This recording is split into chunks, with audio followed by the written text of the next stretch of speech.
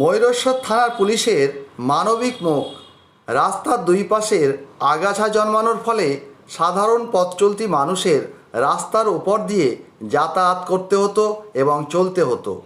এর ফলে অনেক সময় গাড়ি চালকদের গাড়ি চালানোর জন্য অসুবিধার সম্মুখীন হতে হতো। এর ফলে আবার অনেক ক্ষেত্রেই পথ দুর্ঘটনা ঘটত।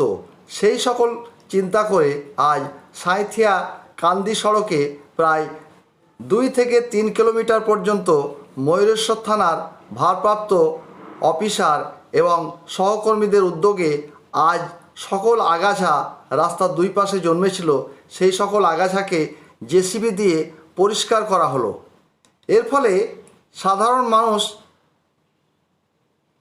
থেকে শুরু করে গাড়ি চালকদের অনেকটা সুবিধা হবে।